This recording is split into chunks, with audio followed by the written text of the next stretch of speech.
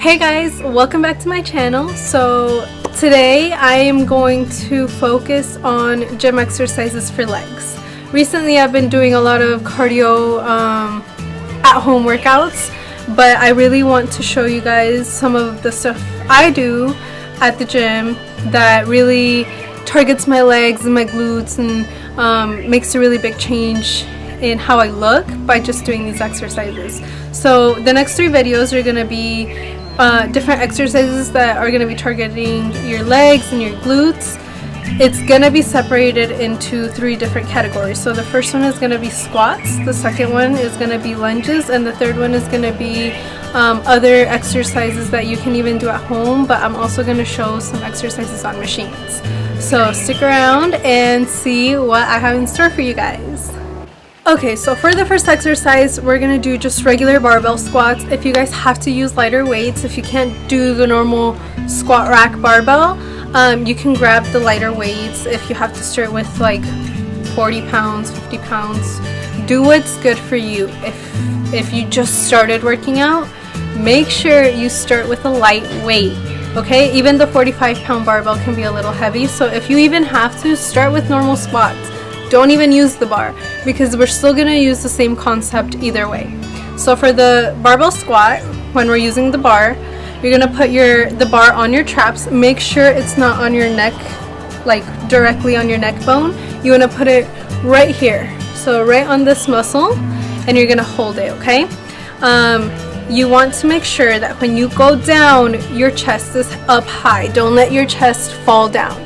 So when you're going to go down, chest up high, back is straight, and you're going to stick your butt out when you go down. So make sure you're not rounding your back and that you're not going forward. You're wanting to sit back like you're trying to reach a chair behind you.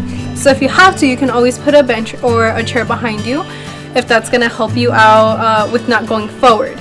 You also want to make sure you're pushing with your heels. So you always push with your heels anytime you're squatting or practically doing any leg workout.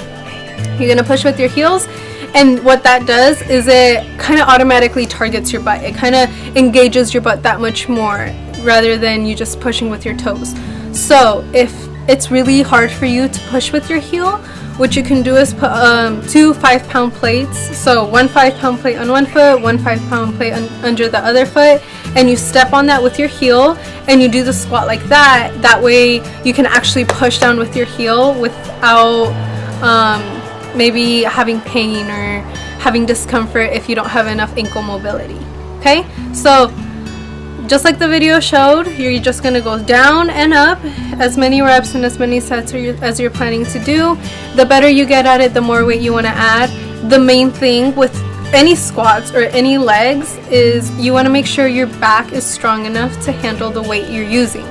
So if you're experiencing back pain, you want to start doing back exercises, and you want to start maybe doing a little bit less weight until you can manage that weight comfortably. Okay, the second exercise I'm going to show you today is the sumo squat. It's very similar to the barbell squat. It's just the foot positioning that's going to change. So we're still going to follow the guidelines for squat. You're going to have your chest up, back straight, your hips are going to go back, and your knees are not going to go past your toes. Your weight is going to be on your heel, and as long as all of these are in line, you can perform a good squat. So for the sumo squat, you're just going to have a wider stance. Your feet are going to point out, and your knees are going to follow the direction of your feet. You're going to go down just like you did for the normal barbell squat. You're going to push your hips back is straight, and tighten that core. You want to make sure every time you go down and go up, you tighten that core. Make sure you breathe as well. You never want to hold your breath. Breathe in and breathe out when you go down. Breathe in when you come up. Breathe out, okay? We have 2 more exercises, but these are going to go onto the Smith machine. So instead of using the squat rack, we're going to start using the Smith machine.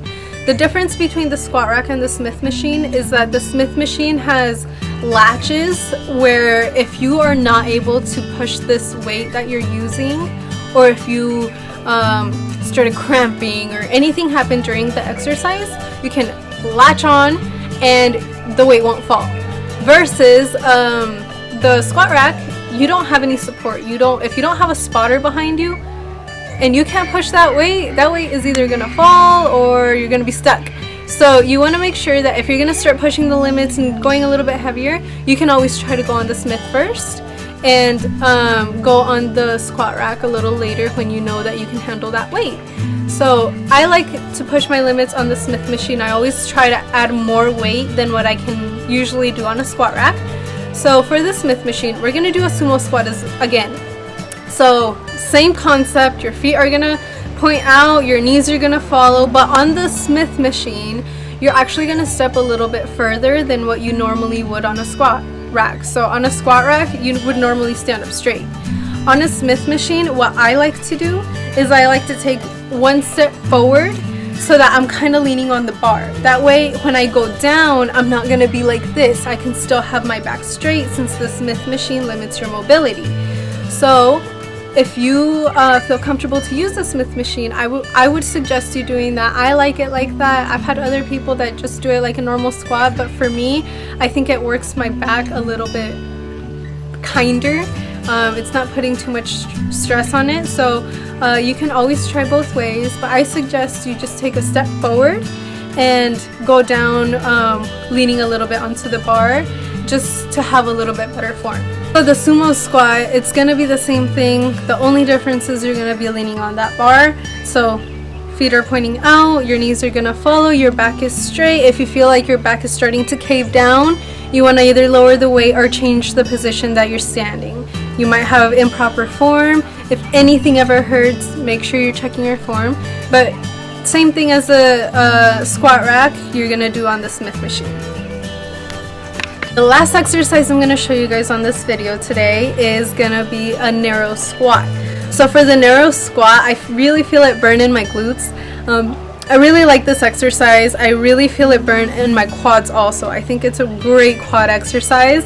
So you're going to stand with your feet pretty close together. They don't have to be touching, but they're going to be a lot closer than a normal squat. And you're just going to go straight back down, and same thing, if you have to use the chair like I did, use it because it helps kind of guide your hips to where they're supposed to go. You're not supposed to go forward. So if you feel like you're going forward, you need to let your hips sink back into that chair behind you. Okay, that chair should be a pretty good distance behind you so that you can really reach back when you go down. The only difference with this exercise is you're gonna have your feet together. And anytime you're doing a squat, it's going to be the same concept. You're going to have your back straight, your core is tight, your hips go back, and your feet are going to push down onto your heel. So don't go on your toes, push with that heel always.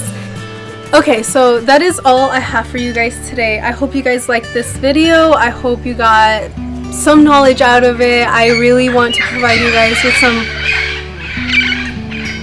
That's what happens when I film outside. I want to provide you guys with better understanding of different exercises that you can do. So like I said, the normal squat is going to target a whole bunch of different muscle groups. If you change your foot position, it changes things. It changes where it's going to target. So if I change my feet to go out, my legs are going to be targeted more towards the inside of my thighs. If my feet go straight, it's going to be more on the upper and my glutes. So like the narrow squat, I mentioned that I feel it a little bit more on my quads and my glutes.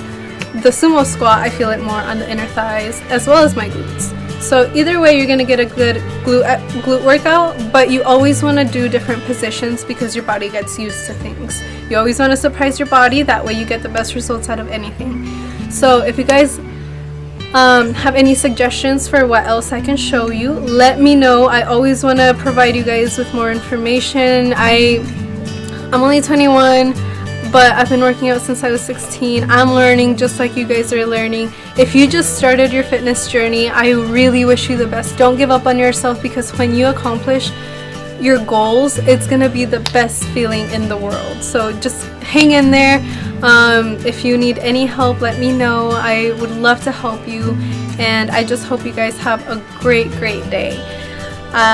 Remember, mind over matter. Always your mind. As long as you think you can do it, you're gonna be able to do it. So just remember that. Okay?